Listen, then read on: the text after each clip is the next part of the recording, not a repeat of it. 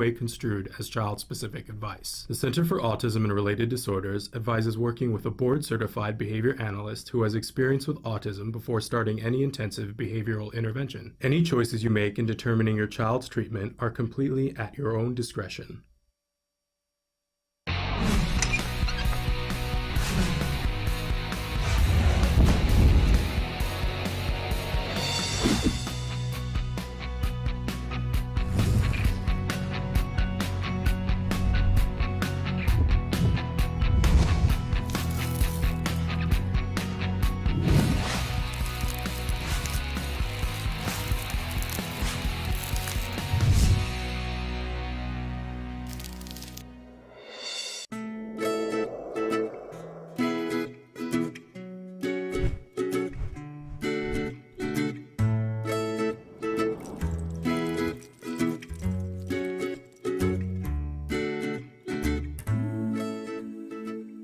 Good morning and welcome to Let's Talk Autism with Shannon and Nancy.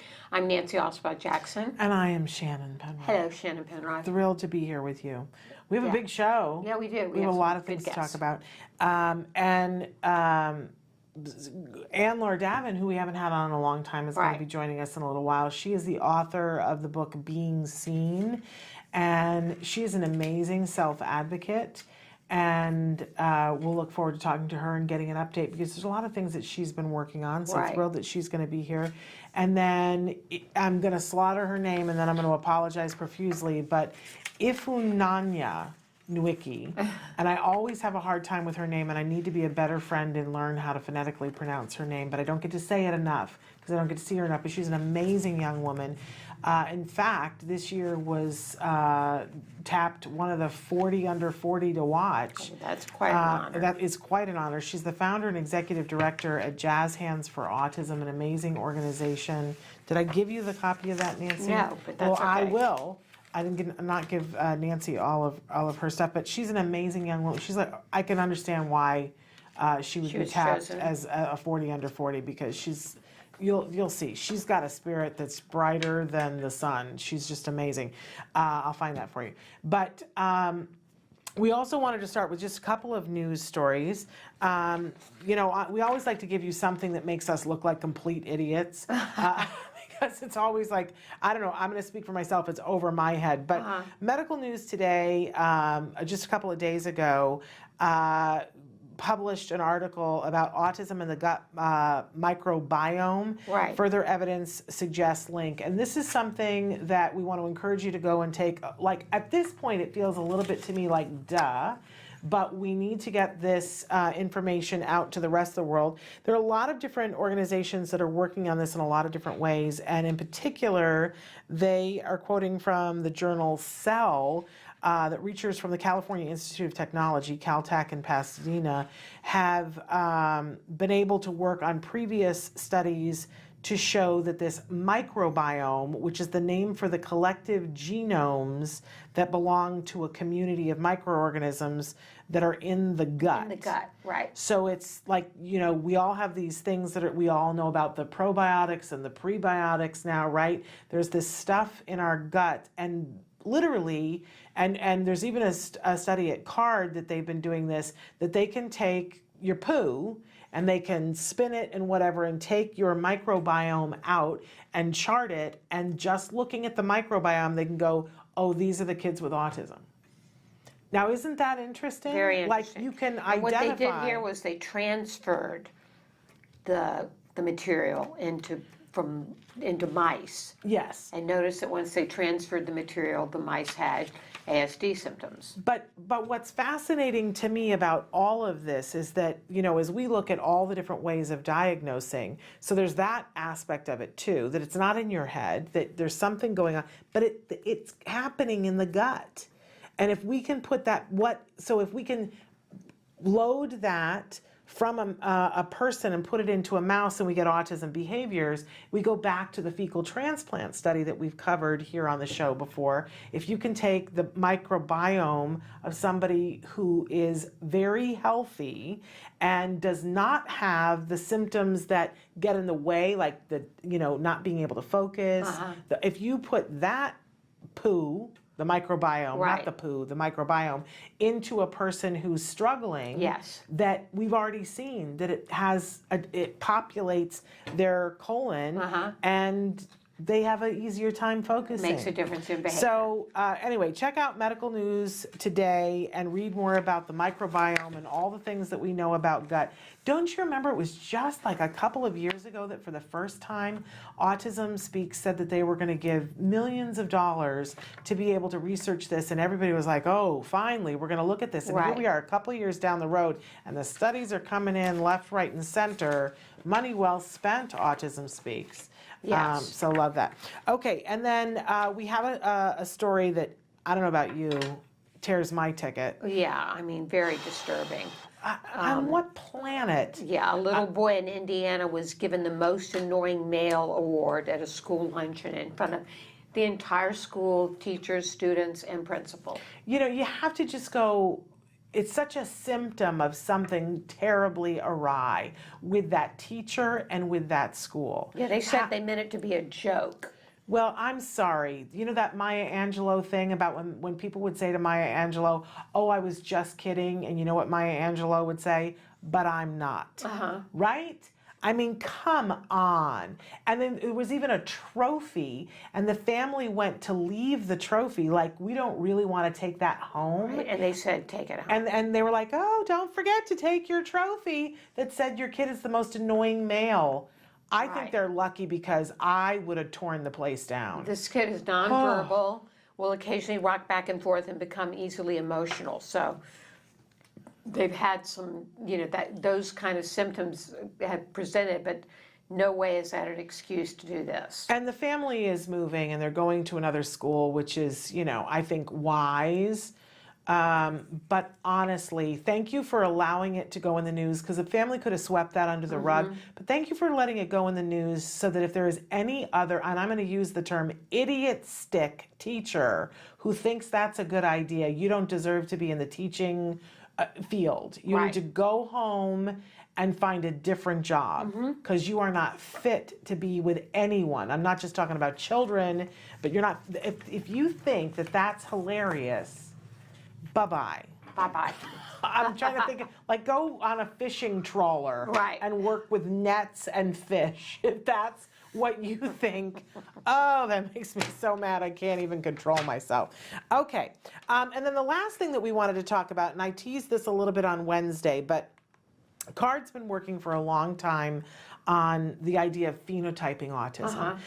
I get so excited about this, Nancy. The whole idea of if we can know that there have been times when I've been someplace with you and you've said, oh, that person reminds me of Jem, or I've said, oh, that person reminds me of Wyatt, right? That we know that there is no one size fits all for Right, autism, and that it's not really autism, it's autisms, right? And that if we can subgroup autism, if we can type it and subgroup it and know that, oh, one person in here did really well because they got X, Y, and Z, and apply it to the others, we will get there faster, right? So if one group of kids, and the example that I always use is there's one type of kid that they described as having really bad handwriting, they have visual motor issues, they're sometimes clumsy, and that they had a hard time catching a ball. But if you go back to catching, the kids that they worked on catching the ball with until they mastered it, did better at handwriting, did better at riding a bike, did better at tying their shoes than the ones who didn't. Isn't that awesome? Yeah. Because now we know work on the different ball type, skill, right. and you're going to get there faster. So phenotyping autism, subtyping autism, so important. So the study is finally out that CARD did. Okay. And the name of it, this is in Science Direct, the International Journal of Medical Informatics, and you guys can access this. I'll post it on Facebook too. But many of the people in the study, but not all, are from the Center for Autism and Related Disorders, such as Dr. Dennis Dixon and Marlena Novak and Dr. Doreen Graham-Pichet, and the late, great, but not from CARD, Tristram Smith, who passed away before this got published. But amazing. This is the largest group ever studied a group of kids and subtyped. This is transformative to the autism community. I'm so proud that we work with the people who did this, and that our kids were a part of this, because any child who had information entered into the skills program, there's a back side of it that's completely blind that you can't hook back up to your child, but it means that their data was added into this. Okay. That makes me proud. I don't know how you feel. Yeah. But so they have clustered ASD into subgroups, and I always forget whether it's 16 or 17 groups. 16, excuse me. And it's amazing. Like, the study is dense for me to follow, but we're going to have Dr. Dixon come on to talk about it. But there are clusters. And by the way, CART is also doing another study on the gut biome to pair that with these, but this is just behavioral. That they exhibit certain behaviors, they learn in a certain way, and now we can see, well, but this worked with this child, so let's try it with the other child and get more done. Okay, good. It just means kids are going to make more progress faster. I'm very excited about it. But again, so the name of the article is Identification and Analysis of Behavioral Phenotypes in Autism Spectrum Disorder via Unsupervised Machine Learning. Doesn't that make you want to put your head in a sieve? Like, I didn't pick how that worked, but the reason why it's the unsupervised machine learning, as I understand it, is because the data was put into skills, which is the machine, so that it took all the data and then they sorted the data from that. But it's analysis of behavioral phenotypes in autism, very, very exciting. Okay, so check that out, and I will also post it to Facebook. Okay. As I said, we have these two wonderful guests. We're going to take a break, and I believe we come back with Anlor first, I believe. Okay. So stick with us. Don't go anywhere. Do you provide care services to someone with autism? Recently, more and more children are being diagnosed with the condition and getting the support they need as awareness grows. But what happens to these children as they grow up? It's estimated that over 500,000 youth with autism will turn 18 in the next decade, and they'll be faced with a very difficult reality. As children with autism grow up, their services start to disappear or become very difficult to access. Things like medical care, mental health counseling, vocational training, and more. All services that are still desperately needed. The loss of support that youth with autism face as they grow up is so severe that it's referred to in the autism community as falling off a cliff. Adults with autism need the same level of support they had as children to avoid falling off the services cliff. Introducing Skills Living, the web-based software designed specifically to help transitioning youth and adults with autism so they can avoid the cliff and instead fly to success. With Skills Living, help your learner with autism develop the skills they need in all the critical areas of adult life, including self-control, planning, and problem-solving, effective communication, performing life skill tasks for independent living, acquiring and maintaining employment or other meaningful activities, developing and maintaining social skills and relationships, accessing transportation and public services, and being safe. Skills Living includes a comprehensive assessment, a data collection mobile app, behavior intervention plan builder, and automatic progress reporting. It also provides a complete curriculum addressing 16 key areas spanning the entire range of functioning adulthood. Skills Living is easy to use and can be implemented by schools, parents, and autism service providers. Call or click today for your free demo and see how Skills Living can help your learner with autism avoid the cliff and instead reach their fullest potential. Skills Living. Wish, learn, become. And we're back, and now we're joined by a special guest who has appeared on the show before and is here to talk to her about her life and her memoir, Being Seen, a memoir about me, an autistic mother, a French immigrant, and a Zen student. So she is all those things. And she is. Welcome back to the show, Anlor Davin. Shannon, and thank you to you too. Nancy's, we're both thrilled to have you here with us. So Anlor, it's been a little over a year, I think, since you've been on the show, and we reached out to you to see if you wanted to come back on because I kind of want an update. I want to know what's happening in your wonderful world and what you're up to. So can you, as Nancy mentioned, are author of a wonderful book, Being Seen, and want to know how that's doing and if a lot of people are appreciating that and what you have going on in your world right now. Well, I have been doing a lot of more and more. My life is really about merging autism and meditation. Mm-hmm. So I have a group called Autistic. And Autistic is made of two parts. The first part, which I usually lead, is a monthly meeting, meditation for autistic people and neurodiverse and sometimes allies or friends, well, same. And that happens in San Rafael, California, which is just north of San Francisco. And the second part is, which we just finished this weekend, is the yearly retreat. And that my partner, Greg Yates, helps me.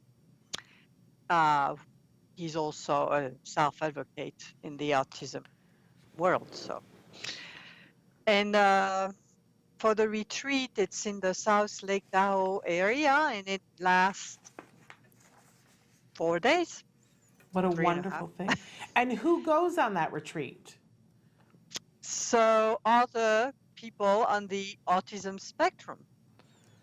So, you know, it's in a cabin, so we only have, in terms of lodging and also the space, we can only accommodate between 5 and 7 people. So it's not that many, but it means it's lovely because it's very intimate and people just love it. I mean, each time when they make it, they just love it. How have you integrated meditation with autism? How do those two intersect with each other? So I know that I'm alive.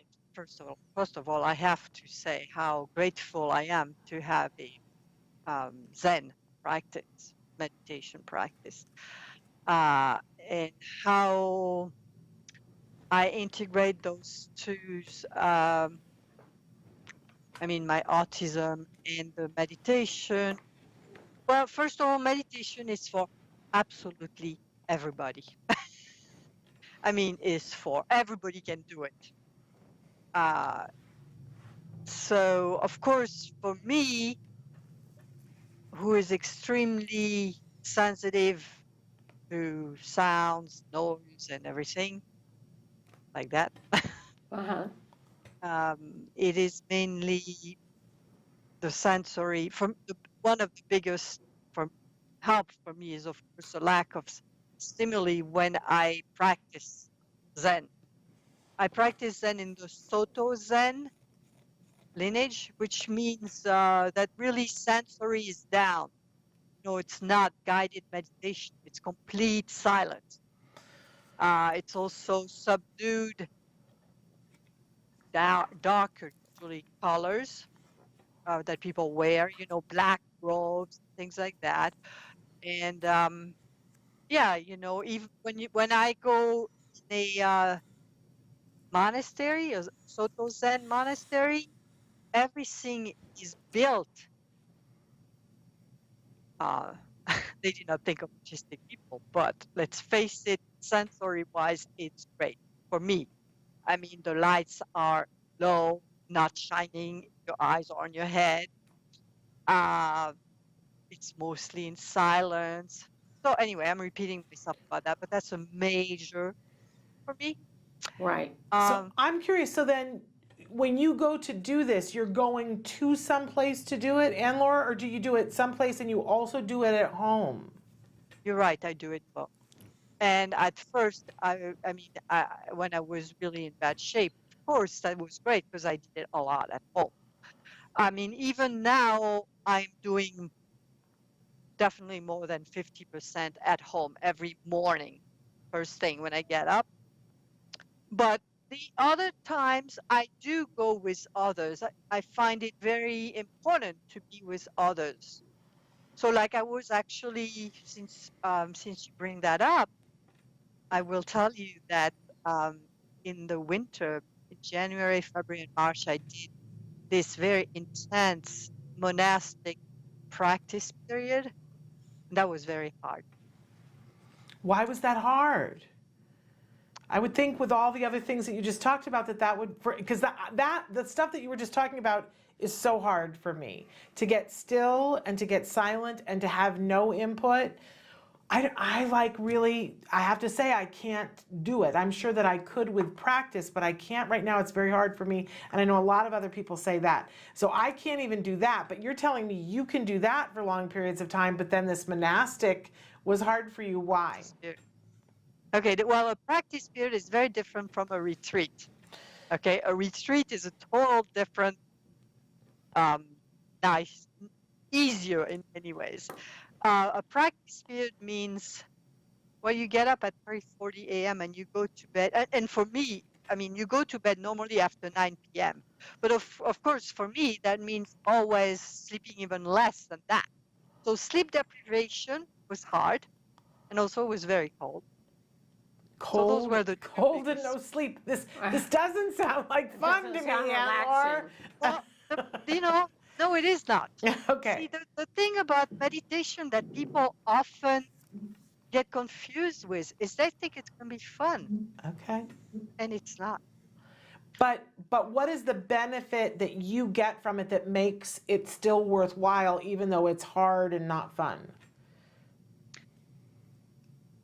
Well, I don't know I'm sure you are silent for a few minutes at a time and still.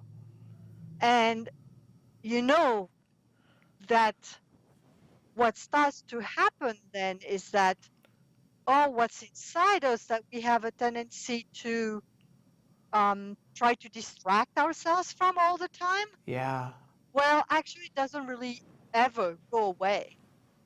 And the only way to integrate it is to face it. Right. And so by being quiet and staying with it despite the fact that, well, it's not necessarily fun, no. But it's joyful because what happens is eventually when you embrace all of this, it's the only way to make peace with it, to integrate it. Do I make sense here? Yeah, I mean, as much as a person, it's like describing the color red to somebody who is not able to see. Because you say you're sure that I'm sometimes still, and I don't know that I ever am. My brain is always, even, I meditate, I do, but I find that, and I've gone through a series of trainings for acceptance commitment therapy, and one of the things that we had to build into it was that I would sit and meditate, and I would try to find the empty space, and then the thought would come through. And that we had to allow for me to say the thought, there goes the thought, it's going, okay, now, and then it would come through again. Because I don't know that I've ever gotten to a meditative state where it was quiet. I don't know if I'm alone in this. Well, You're a good meditator. I'm a meditator. I haven't done it lately, though. I have to say my practice has lapsed. But you and Nancy is somebody who goes on retreats, Right. and you go in a monastery. So she's, well versed in this. I think they would kick me out of the monastery because I would be sitting there and saying, "When do we get to eat again?" And then it would be off the rails. But you find find meditation. Trust yourself. Right. Okay. But All right. this has tremendous benefits for those on the autism spectrum. Is that correct? Tremendous. Yes. Give us. I mean, it has benefits for everybody who Right. has it.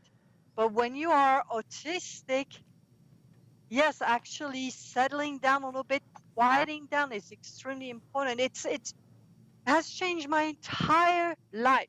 It's like, okay, so now I understand better that, yes, my mind is thinking often enough. And I mean, I cannot stop that. It's happening. The brain is going to have plenty of ideas. However, they kind of slow down. It's like well, first that it's going to come. Something is going to happen. Something always happens in this life. But then you know that it will pass at one point or another. Hopefully, of course, there is always exceptions to everything. And also, I wanted to tell you, Shannon, that yes, like you were saying, the color red, for me, I often say it's like a recipe. Yes. You might have all the ingredients, you might know it by heart and all that, but until you do it, you really don't know it. Yeah. And I recently saw, I went to a workshop where the gentleman, and I wish I could remember right now what his name was, but he was talking about all the studies that have been done on using meditation for individuals of all ages on the autism spectrum and their parents. So as young as, I think, 4-year-olds and up through, senior citizens, all of them, the people on the spectrum and the parents, in order to reduce anxiety and to help with focus and to generally just be more productive. Right. And he had more studies than I think, than there are about ABA, right, honestly, right. And about how helpful.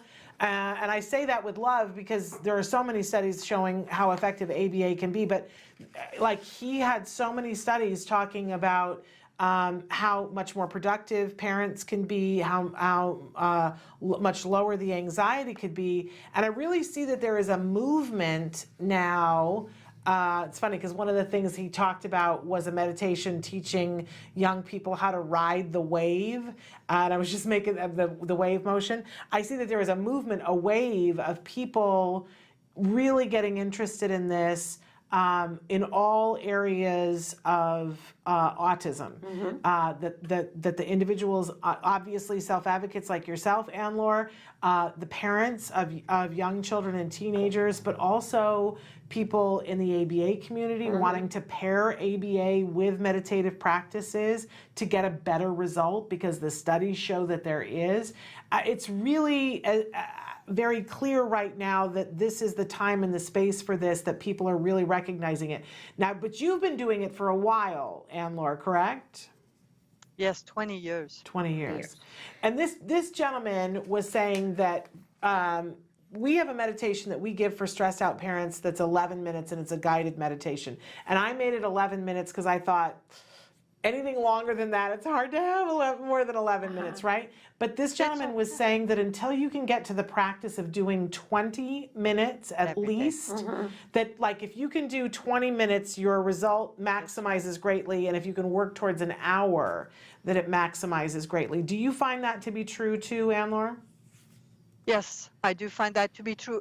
However, I would add one thing is that it needs to be constant every day. That's a big one. It's like anything, you just do it one day. Not going to work. It really is constantly. Right. Where would people go to learn more of how to do this practice? Where would you recommend?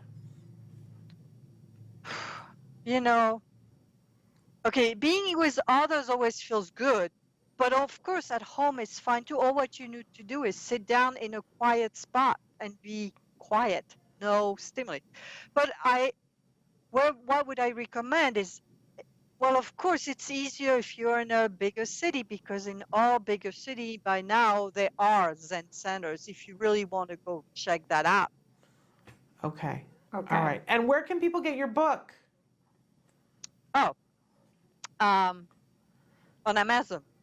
Sorry, I'm French. That was I loved the way you said Once it. again, the name of it is Being Seen. Oh yeah, look, I have a copy here. Let me see. I'll show it. This Wonderful. Is Being Seen. Okay. Absolutely love it, and really charts your life and excuse me, the some of the confusion that you had early on about feeling like perhaps that you were different before you got a diagnosis. Because how old were you when you got your diagnosis, Anlor? I was 46. Okay. Wow. So, and your life has changed so much for the better now knowing, is that correct? Oh, yes, completely. Yeah. Yeah. Go Thank you. May I say something? There is Yes. something that I really feel is important for people to know about. Okay. Is the meditation group that I was talking about. It has a website, and that's autistic.net. And I really would like to share that, if I may. So can we spell that? Yes, it spells autistic.net. Autistic.net. Okay, just like it sounded. Yeah. I wasn't sure I was hearing it right. Okay, well, we want to thank you so much for being with us again, and we love it when you stop by. So let us know whenever you have an update of something that you want to talk about. We'd be thrilled to have you on. Well, thank you, Shannon and Nancy, right? Yes. So I was not sure it was Nancy. Yes. See? Thank Now you, I know. Anlor. We Thank appreciate you. it. Thanks for You guys joining have us a good today. day. Thank you. Thank Okay. you for having me. Thank Bye. you. Bye-bye. Bye-bye. I just enjoy her. And, we had the opportunity to be with her and her partner like about a yeah, year we went ago. to lunch with them. And they're just like really centered people. Yes, and they it are. makes me feel like I'm like all over the All place over, because yeah, I am. ADD, yeah. And they are so centered. And Right. like these are some people that when you're around, you're like, oh, I think I'd like to have more of what Yeah, you you're having. immediately shut Right. out. like I want what you're having. Right. And the peace. Because I'm at a place in my life where I feel like I'm just going 95 miles an hour down a corridor with a train chasing. Right. I'm like, that's how I look at my life. So I have to say, I really, everything this year is screaming at me that I Right. got to get more into the meditative Right. process. I think you should. I think I should too, but I've also. got to get back to my religious practice of it because I used to do it every morning. And I remember how you felt Right, when you did that, much better. and I looked at that longingly too, and was like, that looks like it's good for us Yeah, it all. was good. All right, well, let's make a commitment that we're All right, going to we'll be a commit little to bit each better, other. and then let's report back over the next couple of weeks and see. And if you guys want to join in whatever way that you want, and report Yeah, to us. just and start let us- at 20 minutes a day and start with deep breathing, and you could pick a word. There's sacred word Yeah. meditation, which is easy to do. You just pick a word like gratitude or And just hope keep saying it. and just say it mentally in your mind over and over again. Okay, I'll be honest with you. The only time that that kind of meditation worked easier for me, was that my husband and I used to do a thing together where we would do a series of stretches, that we would do affirmative statements that were personal to us while we would do these stretches, because my back was messed up, and we would do these stretches and it was great. My back was so much better and my feet were so much better, right? Because when your back is better, your feet are better. And then we would sit down and do a meditation together. And that, so I think that being accountable to other people. So let's say that as a group, we're gonna give it a sounds try. good. All right. So All right, we gotta we're take a gonna break. and then we're going to come back with our next guest, Ifunanya Nweke. Ifunanya, I think, Ifunanya but hopefully Nweke. she will correct She's gonna us correct appropriately. us. From and jazz she's got hands. quite a background and Oh my gosh. a lot to share. What an amazing young woman. Thank you. All right, Hold stick on. with us.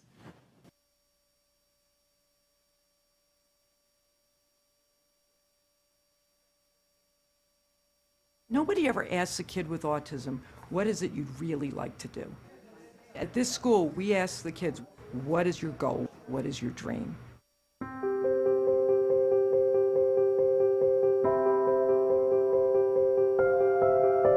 Exceptional Minds is a vocational training program for young adults on the autism spectrum who want to have careers in computer animation and visual effects. I think young people with autism are totally underestimated. When you've met one person with autism, you've met one person with autism. They all have different talents, different skills, and what surprised me is that there really are no limits, that if these guys believe that they can do something, they really can. It's estimated that 90 to 95% of young adults with autism are unemployed or underemployed.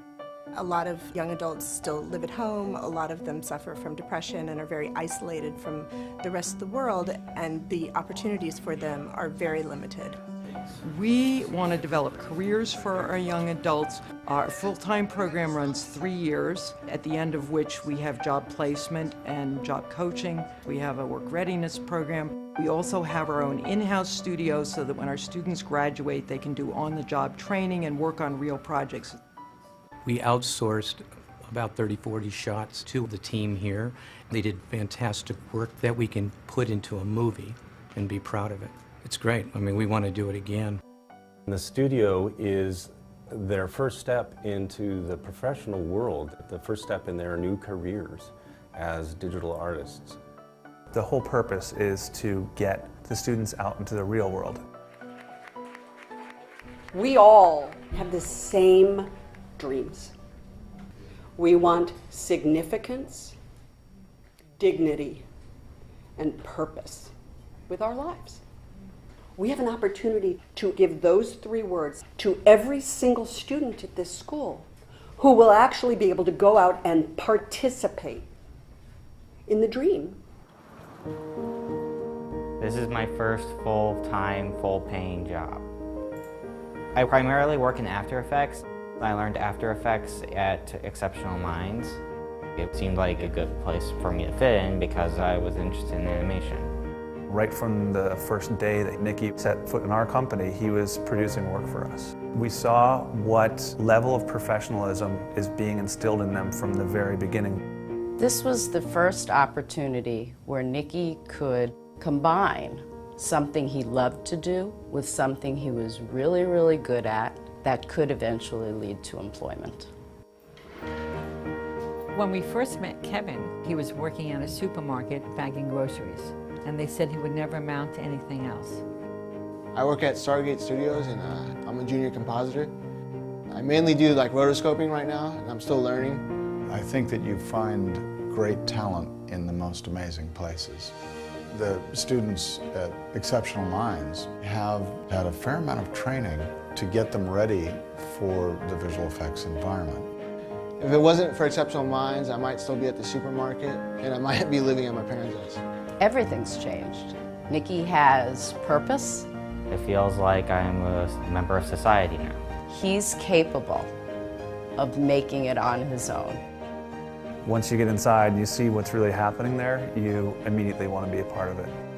It's the dream factory, you know, the movie business, and if you can connect people with their dreams, then the magic happens. At Exceptional Minds, we like to say that we are changing lives one frame at a time.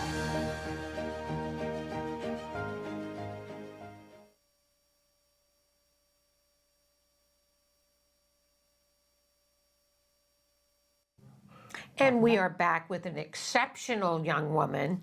I'm looking at her bio here, and I just want to tell a little bit about you, Ifunanya. You seamlessly combine global visions with local implementation. As a behavior interventionist and a musician, and with a background in psychology, you're equipped with a deep understanding of people and communication, which generously contributes to your leadership qualities. You've received a Bachelor of Arts in Anthropology from the University of California, Los Angeles, and a Master's in Nonprofit Leadership and Management from USC's Sol Price School of Public Policy, and you are the Executive Director and Founder at Jazz Hands for Autism. Yes. And you are a light on the planet. I was saying before that you come in and it's like you just shine like the surface of the sun. We're always happy to have you here and see you, and we want to congratulate you because you were recently chosen as one of the 40 under 40 to watch, right? Because you're doing such amazing things. That's a huge honor. That's a huge honor. Right. I mean, pretty amazing. We have the tissues because we're all planning on crying over it. But so thank you for coming back. We're thrilled to have you here. Do we want to talk first about Jazz Hands, or do you want to tell us about this 40 under 40 and what that was like? So let's talk first about Jazz Hands. Okay, let's talk about Jazz Hands. Okay, so I'm trying not to cry.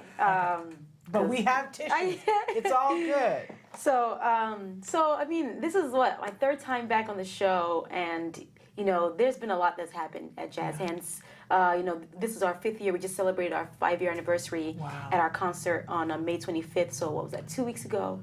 And it's just like, I had to like take a step back and be like, okay, you know what? Because I'm so used to like, okay, there's so much more to do. There's so much more to be done that I had to take a step back and be like, you know what? We've done quite a lot in the last 5 years. And, like now we have a studio in Culver City where, our students are learning everything from, they're getting voice training all the way to learning how to use Pro Tools. Wow. Our students are also being able to record, their EPs and their albums at our studio.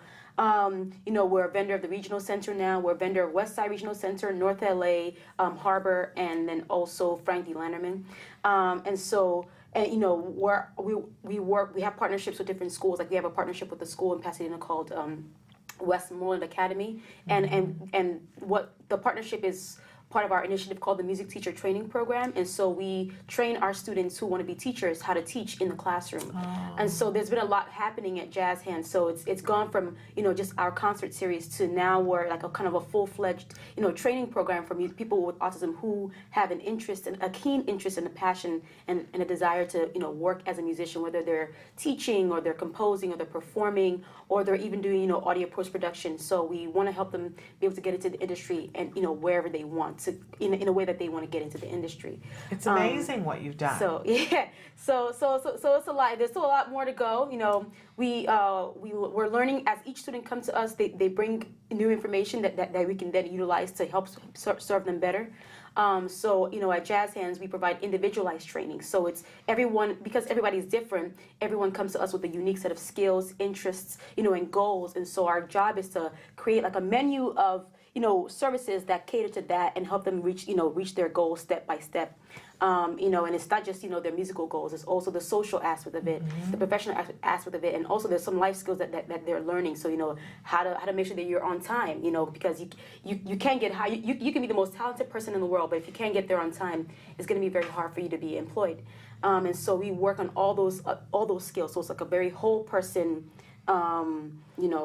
approach that we take to, helping our students and our student musicians be able to develop their skills and then take these skills and then share that with their communities. So the big goal at Jazz Hands is not just for them to receive the training, but for them to take the training that they're receiving and be a part of their communities, and give back, not just receive services all day, but be able to give something to people in their environment and people in their community.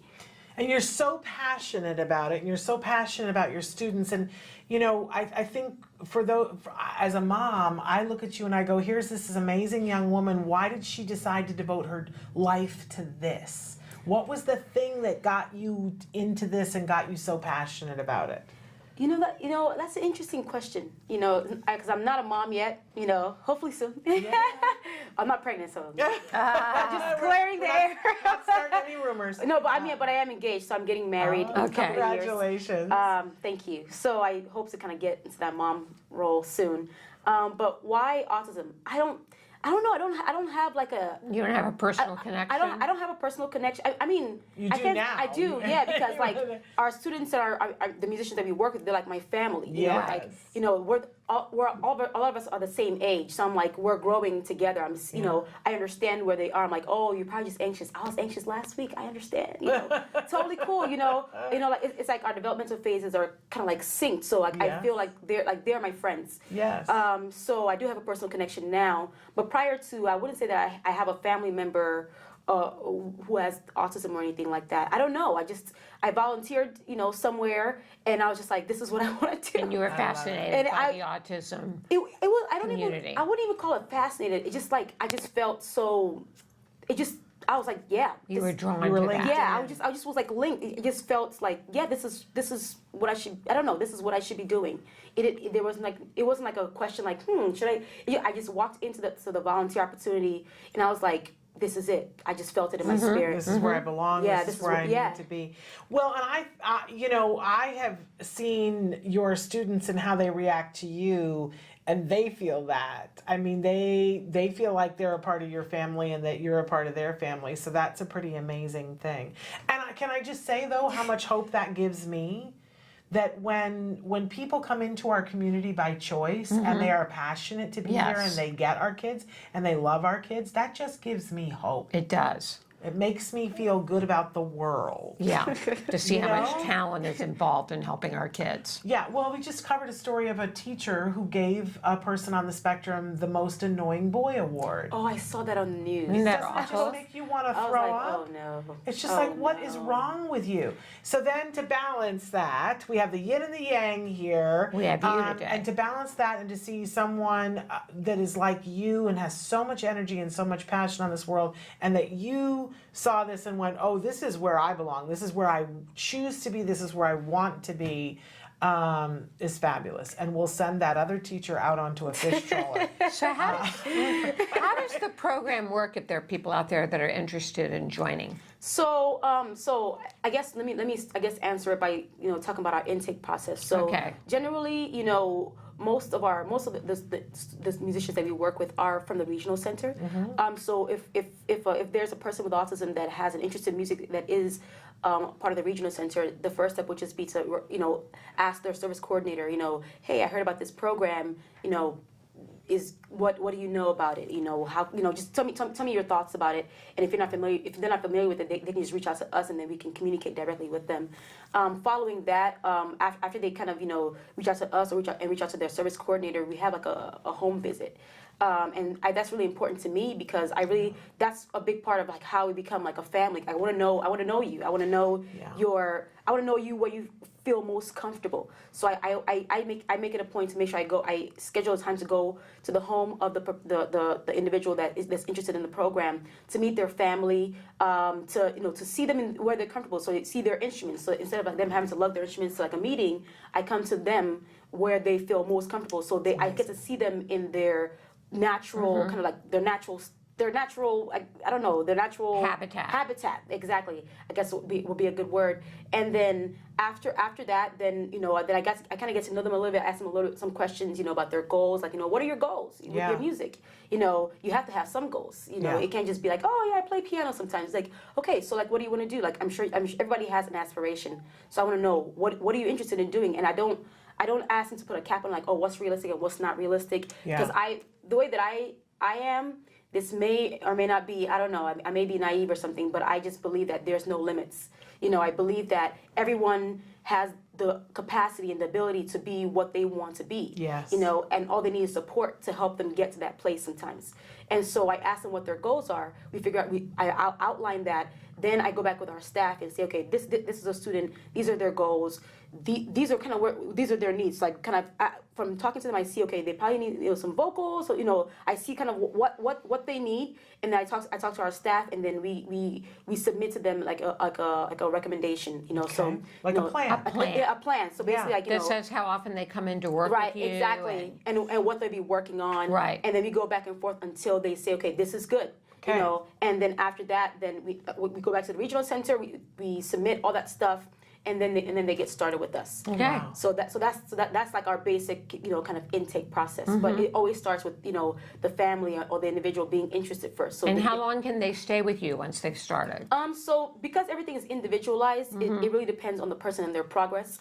Ideally, we have 3 phases in the program. We have, the phase 1, phase 2, and phase 3. Phase 1 is like kind of like where you get the foundational job skills and you get the foundational music skills. Phase 2 is what we call internship and specialization. So you're kind of like you've got the foundational things, and now you're kind of building on that skill. Then phase 3 is employment. And so ideally, if a person was to go, kind of just kind of speed through it, and they're hitting all the targets, at certain times, hit all the benchmarks, then, it could be, 3 years.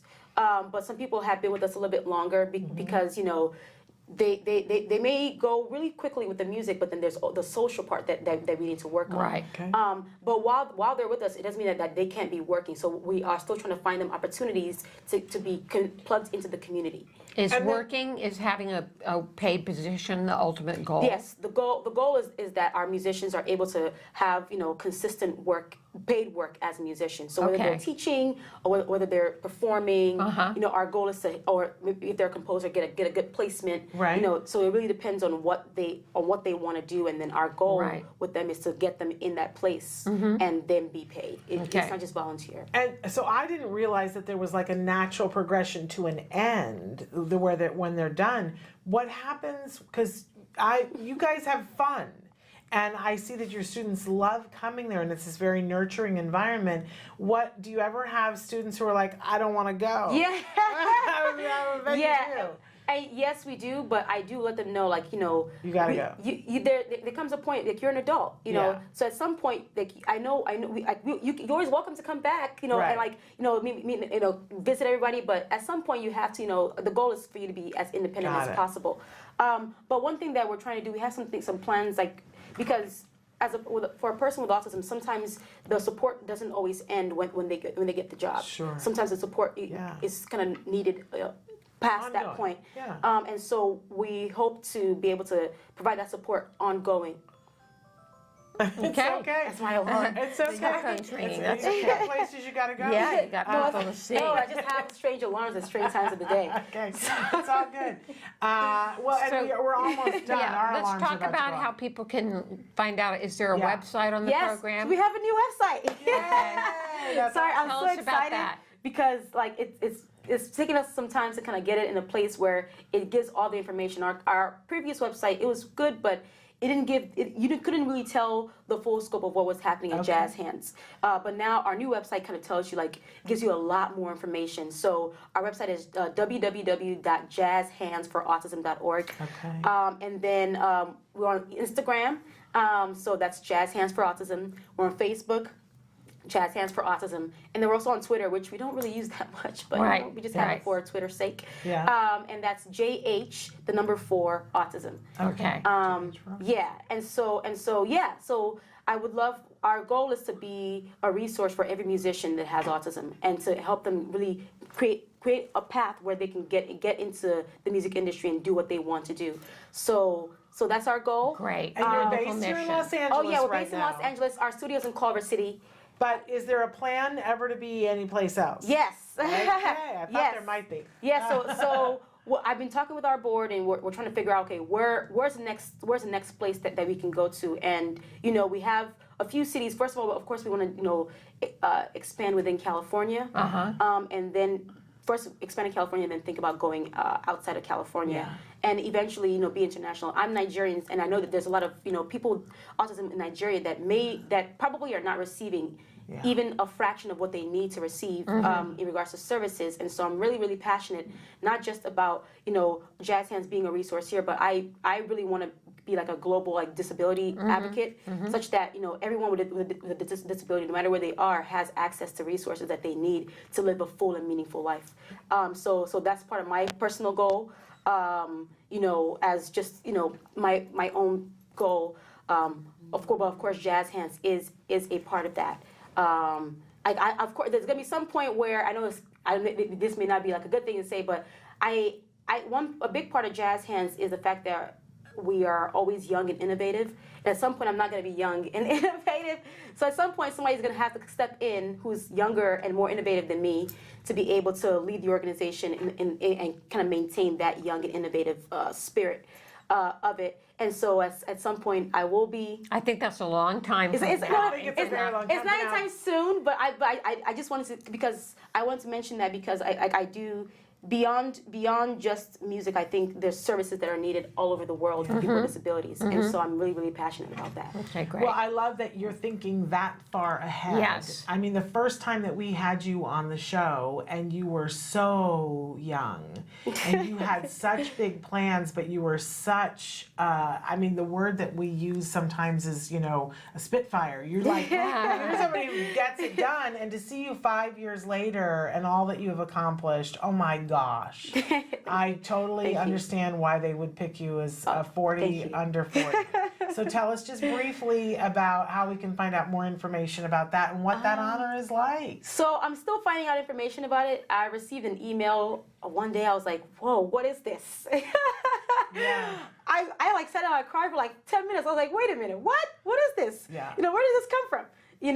And so it's through the Empowerment Congress, and I believe which is spearheaded by Mark Ridley Thomas. Correct me if I'm wrong. Mark Ridley Thomas, yeah, supervisor. Yes.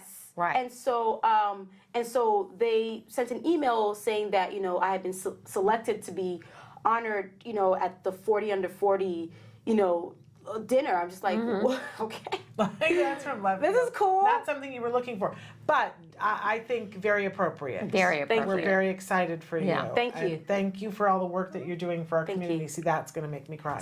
I can't wait to see what you do next. I know. Because I have no doubt You're that expanding you by leaps and bounds. Thank you. And I just want to make sure that people don't think I'm leaving jazz hands tomorrow. No. This is like I have a few more decades here. Yeah. But I just want to just say that just part of like You're looking at the big picture. Yeah, I'm looking at the big picture. Like the global picture, and just beyond.